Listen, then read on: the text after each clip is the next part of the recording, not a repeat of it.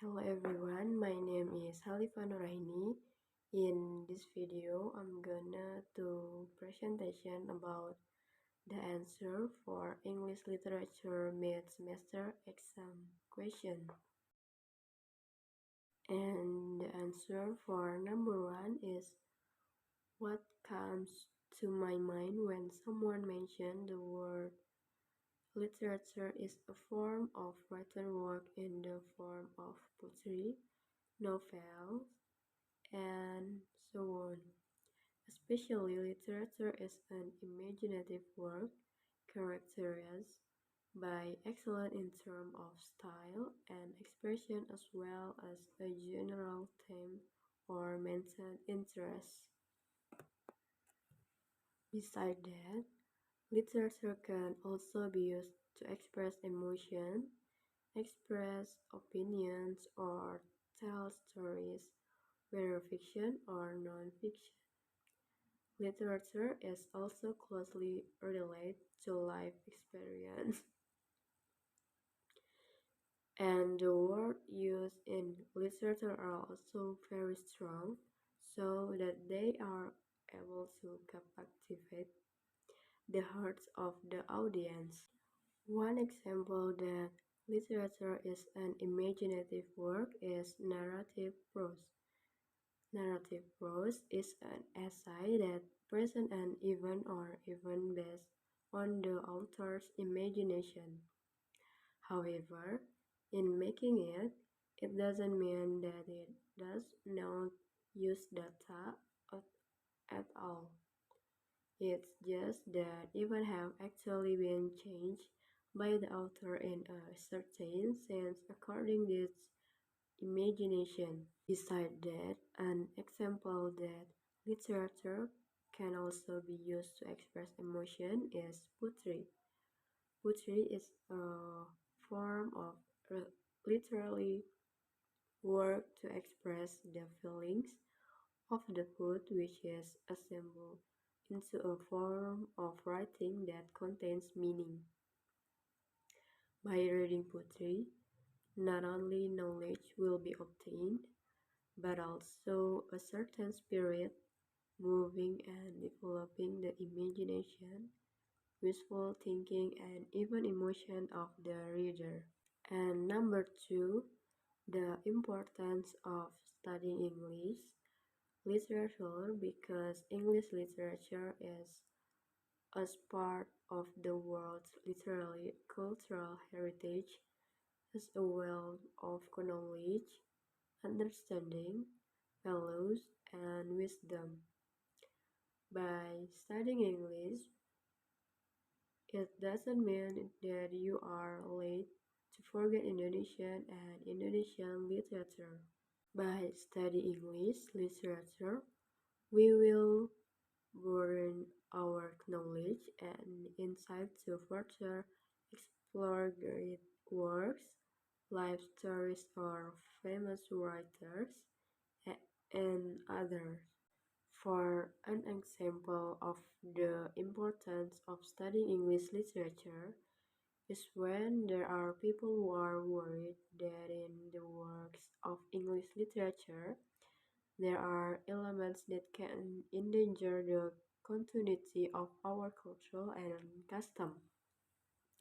But we are wise by only observing positive values and listen for them.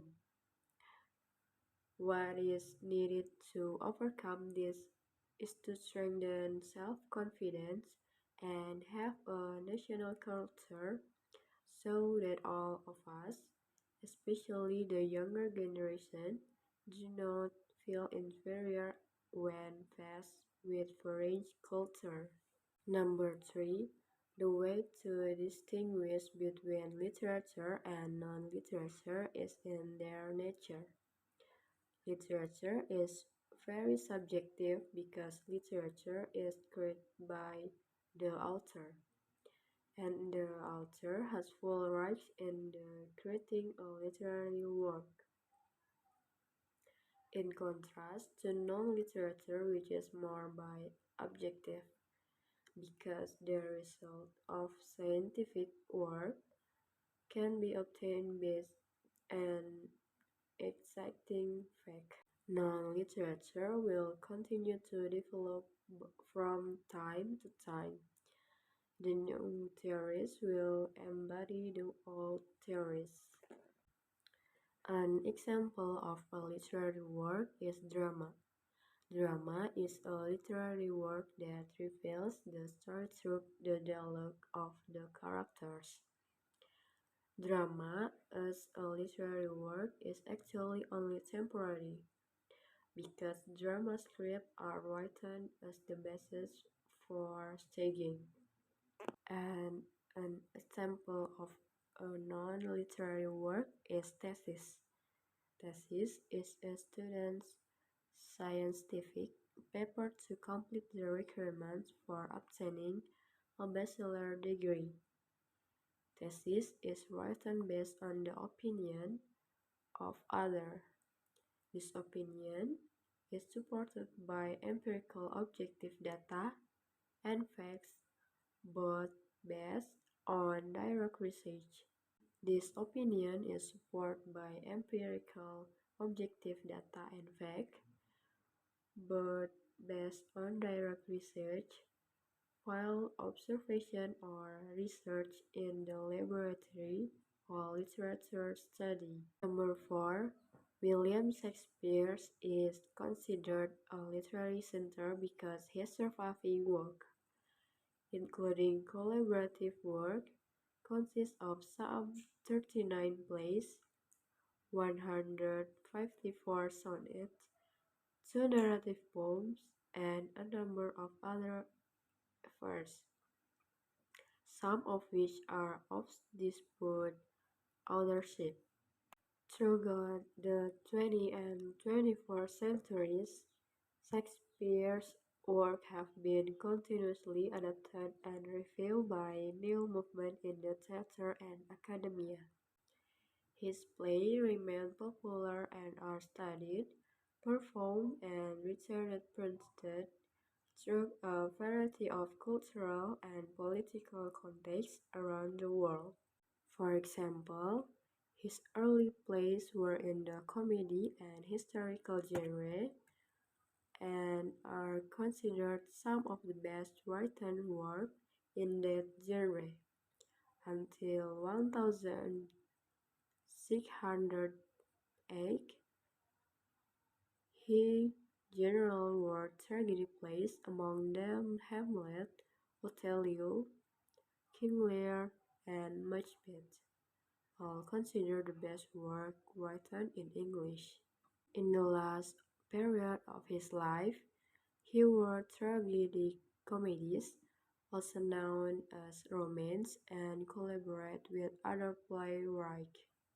However, in 106,023, two of Shakespeare's fellow actors and colleagues, John Hamish and Henry Condell, published their definite play text known as the first volume, an edition of a collection of plays that summarize nearly all of Shakespeare's plays. This edition begins with a poem by Ben Jonson, who previously criticized Shakespeare in the famous quote, "Not only of all age, but of all time." And the last, number 5, drama and film of course have something in common. Namely, drama describes the reality of life, character, and human behavior through the roles and dialogues that are staged. Stories in dramas contain conflict and emotion that are specifically intended for film theater performance, categorized as modern drama performance that can be displayed as a complete show that meet the criteria of important elements of fiction, such as storylines, character, setting, narrative perspective, and language style. and the message the filmmaker wants to convey through audiovisual media. For example, is opera. Opera is a type of drama that is delivered by singing and accompanied by music. Usually, opera is played by singer and accompanied by a complete orchestra. Example of opera plays can be seen in Hair, Rain, Wicked, The Fantastic, and so on, and film based on novel. Okay, maybe enough for me. Thank you and Wassalamualaikum warahmatullahi wabarakatuh.